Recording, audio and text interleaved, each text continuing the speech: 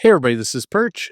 Um, this has been on my mind, I think, pretty much since the beginning of the channel, and it's one of those things that always kind of sticks in my throat. Like I have trouble saying it. Do you ever have those? It's not. I don't know. There's a word for this. I'm sure it's like a pet peeve. Only it's not a pet peeve I'm talking about. It's like a bridge too far. It's like where you feel like you're being overly pedantic with the English language, or just being a stickler for no apparent reason on something, but it actually matters to you, but you're not able to explain exactly why. All right, so let me give you the specifics of this situation. For a long time, and when I say a long time, I meant since the late '80s.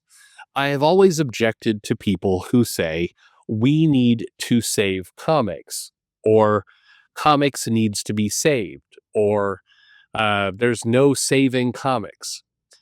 I've always hated that language because it always felt kind of divorced from reality and extreme and absurd. We're going to save comics. We need to save comics. Comics needs to be saved. What are you talking about exactly? Now, I know somebody else did a video on this. A couple of people actually did videos on this. And my point here is a little different from the others I've heard. What I guess I have to lean on here is this phrase I've objected to since forever, because it always felt like an exaggeration that didn't help whatever the topic was. So case in point, in the '80s, you had a situation where Marvel was really stuffing the shelves. And you could say they kept doing that, and to some extent that is true. They did keep stuffing the shelves, but in the '80s there was a deliberate strategy with the newsstand in particular to crowd out everything else and basically control it. Now, for a real student of history here, there's a little bit of a kind of a funny story in all this, because the idea of stuffing the shelves was by its nature a bit absurd, because to get a distribution deal with all the different places that carried comics, put them on the spinner rack. It wasn't like you made one deal and then everybody got it. You had to go and get these large chain deals, and different chains had different rates, and it was complex, basically, is what I'm saying. But it's often talked about as like, oh, they're the only reason why Dark Horse didn't get mass newsstand distribution is because, Marvel was stuffing the shelves. Well, if that was true, Image, which did have some comics on the newsstand, but not nearly as many as Marvel, because they weren't able to make all the deals Marvel and DC were able to make, because Marvel and DC own that space. I'm skimming a lot of history, but anyway, um, back during this time period in the late '80s, there was this idea that Marvel was stuffing the shelves, and people who were not Marvel fans didn't like Marvel content. And then this phrase would come up in the comic shop of comics needs to be saved from Marvel. Like Marvel has to be stopped in order for comics to be saved. Well, that statement was absurd on a few levels. If you were, first of all, the direct market, the idea of a comic shop in the '80s was even more kind of perilous. It had to be more or less a trading card shop over a comic shop. And the standalone comic shops. I mean, you have people. I used to go visit Mile High in Denver all the time, and you'd certainly have comic shops. But the idea that like you rip Marvel out of there, and this would somehow save the shop, no, it'd like say goodbye to comics. At that point, that would be the end of comics, because Marvel held so much sway over the industry, along with DC. It would be, mortally wounded if you took Marvel away. If you took Marvel and DC away, it would be like, forget it. At that point, you don't have comics anymore. You've got some indie books there, but it's a niche of a niche at that point. But anyway, this was the expression. And then, you had in the '90s, when you had Marvel bought by Toy Biz, and you had the kind of glut of variant covers, and you had a lot of other kind of fairly harmful programs that were going on. Diamond had sucked up all the distribution at that point. We had the Heroes World fiasco, all that kind of stuff. Once again, it was comics needs to be saved because Marvel is killing it. There's no saving comics. I remember, I think Eric Larson. I may be wrong with Eric Larson. Peter David used to have this column in the Comic News Weekly. That's not the right name. Anyway, he used to have this weekly column, and every now and then he'd feud with, well, quite a bit. He'd feud with Rob Liefeld and Eric Larson and Todd McFarlane and others. Anyway, and it just generated the famous writer versus artist debate that would go on there. But there was this comment from a lot of people who are non-Marvel, like the industry has to be saved. We've got to save comics. And every time, even though I agreed with a lot of the things people were saying about problems with business, I found the very statement absurd. You've got to save comics. Like, what do you mean save comics? Like, it was always like in this breathless, like, comics will die completely forever and ever and never be alive again if we can't save it. Kind of over the top nonsense. And this came back. What I'm kind of trying to say here is this has always been the story with a lot of pop culture things. Whatever is going wrong at the time is so direly, drastically wrong that the entire thing has to be saved from oblivion. And every time people go there, I check out because it's always like, all right, well, you're just not a serious person at this point. So when we got into 2016, 2017, Marvel is doing a lot of really questionable moves with a lot of what they're doing. You got into the era of political correctness in comics over content, and just a lot of silliness. Jordan Peterson somehow becomes the Red Skull, like just a lot of nonsense. And once again, you have people who are complaining about that stuff correctly. By the way, you take really serious villains and you dumb them down into parodies of themselves in order to, map to whatever kind of axe people want to grind at that particular moment politically. Keep in mind, Trump takes office and then you've got that whole factor going on. A lot of comic creators do not like Trump. So then these little bits of him are starting to show up in comics as some form of, I guess, protest, but like a really stupid protest. Like, this is a protest that's going to reach 18,000 people. Way to go. You're changing the world with that one. But anyway, um, people who, even though I agreed with a lot of people complaining, say this isn't right, we need to prioritize the story again. We've lost villains. We've done a lot of predatory things around the business practices. All of those things I'm in agreement with. And then I would find myself on live streams or on shows back in like 2017, 2018, and people are going, "Oh my God, is there any saving comics? Can comics be saved? Saved?" I'm like, nope. Sorry. I hate I hate it. Again, you don't sound like a serious person when you're using that phrase. Now, my guess is the majority of people using that phrase, it's just a shorthand way of saying, we got all these problems. But the ridiculousness of it always just catches me. It just always is like, he just sounds stupid when you talk like that.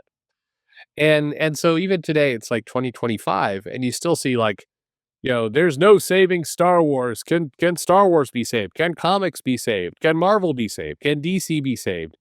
And it just like, why are we talking about it like this? And I always wonder, are there people out there? I don't believe the people who are writing this commentary, if they have any kind of business sense, if they have any kind of sense of history, they know that comics have come up, gone down, up again, gone down twice.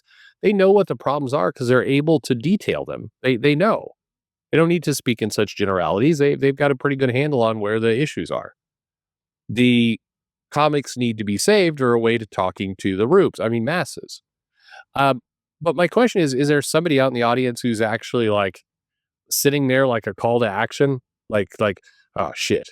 If I don't act now, comic books won't be able to be saved. I've got to save comic books right now. Nobody's really thinking that, right? Like reassure me a little bit that everybody else. I mean, the word here is hyperbole, right? I mean, everybody else is aware that this is kind of an over the top way of kind of getting people wound up. I had the same feeling, if you remember back a couple years ago, the narrative that DC Comics was about to end forever, like they were going to be done by summer. By summer, there will not be DC Comics anymore. It is definitely over. This was, I think this was Future State. It was a year that Future State came out, post Dark Knight's Metal. And it was like comic books are and I got in a heated argument with a guy, a, a fairly well-known creator, um, on air, who was definitely assured me there was a 100% chance, inside sources, DC Comics was definitely going to end. Definitely for sure's going to end in the summer of that year. And then it didn't end. And then I being a smartass, for a little while after, I'm like, oh man, if only there were DC Comics. I mean, shit. I used to read the solicitation videos, and I come in and be like, oh man, it's too bad there's no DC Comics. Oh shit, here they all are. And I had a bunch of people like I fans of that guy who would post, like, they got so pissed off, like they would post, they'd bomb my videos with negative votes, and they'd be like, "Why are you picking on this guy?" It's like, I'm picking on him because he said something dumb. I'm not picking on him for other things. I'm picking on him for the dumb thing, and I think that's fair. I say dumb things too. People should pick on me, but like, look, if you're gonna say something dumb, then yeah, you deserve to be kicked around a little bit. That is the Gen X way, and everybody I got kicked around plenty. If you're going to say something demonstrably dumb, then somebody's going to take a whack at you. You've opened yourself up to a beating a little bit. Anyway, but I, I'm curious if this is just me or if any of the rest of you feel the same. Does it bother you at all? To me, it feels like a bad distraction. The reason I think it really bugs me is because I think there are real problems to solve in comics. There's some things that if we kind of put our heads together and we work on and we help and we can actually either fix some of these problems or we can create new businesses. We can do new things. We can actually make new comics or put about a new channel or do something new. But as long as we're distracted with the comics are dying and we got to save them, they're dying, then one, I can tell you from inside of comics, the people who work there, they love shit like that because they sit around and it immediately discredits legitimate criticism. Talking to somebody and I go, hey, I think it's really shitty that you, the number one comic publisher, kind of makes creators chase you from time to time in order to get their duly owed royalties. Like you make it hard for them. You stealth put books out on Amazon and you don't tell anyone. And then, that's what you do. And then you make them come and chase you and file for owed royalties. I think that's shitty business practice. I think that that's something that really needs to be fixed. And I'd get back because comics are dying, right? I mean, they're dying. That's what everybody says. They're dying. I'm like, shut the fuck up. That's not, I know people are saying that. Don't gaslight me by bringing that shit up. You need to pay people what they're owed. That is a contractual issue. Don't bring in some YouTuber into the mix. But I mean, that's what happens. And that's why it bugs me a lot when people go, when the hyperbole gets out of control, because it feels like, okay, you're just distracting now from some things that actually need to get fixed. That's to me always how it comes across. Like you're not a serious person. Therefore, we have some serious problems. And if you're not gonna be serious, then what good are you? You're actually distracting everybody else from something that actually needs to be repaired. But anyway, that's my point of view. That's my point. So what do you think? Have you ever had this feeling? Is it just me and my craziness? That's fine too. Everything's fine. I There's a Dunkin' drive-through that they just opened. And I guess my question, I'm passing it right now on the road. I guess my question is, isn't it always Dunkin' drive-through? Like, I guess you could go into a Dunkin' Donuts, but why would you want to? Like, it's always drive-through. It's weird. And by the way, no shitting on it. This is not like an Arby's situation. Arby's has like all these chains and Arby's. See? Oh yeah. Texas. Boy, that's a Freudian slip there. Texas has all these franchises here. Most people put this bullshit at the beginning of the video. They make you sit through it. I put it at the end so you can tune out whenever you're ready. But anyway, Texas has all these franchises that I thought were long dead, like that have long since departed, but they still exist here. An example is like Little Caesars Pizza. By the way, nothing against it. It's square pizza.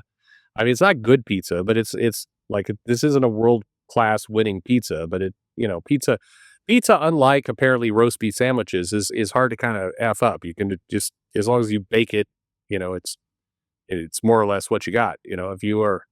If it's Thursday night at 2 a.m. and you are high off your ass, then Little Caesars Pizza is going to hit the spot in a way that an Arby's Big Montana is going to give you diarrhea. That's kind of the split of fast food. Anyway, this is somebody's like, Perch loves Little Caesars. No, no, no. But I thought they were out of business, but here they all are. Like I like right next to the Montgomery Worth, and I swear to God, I'm gonna find a Toys R Us down here. It does exist. It's in the freaking airport. You go through DFW, there's a Toys R Us in there. I'm not shitting you. It's in there. Anyway, all right. Thanks for listening. All right. So, have you watched any movies you liked lately? No, but I wanna watch Wicked. Well, I watched that Snowman one. Red One. Yeah, How'd you like Red One? that was very good. Really? What was your favorite part? I liked all of it. I didn't really have a favorite part. They're all pretty it was all well done. Is there any movies you've seen lately that you hated? Um, no, I guess. Do you like strong? You like it when the hero, the main character, is a girl or a boy? I don't really care. You don't care? No. What if it's a boy who becomes a girl? Do you like those? Sure? You do? You like boys who turn into girls?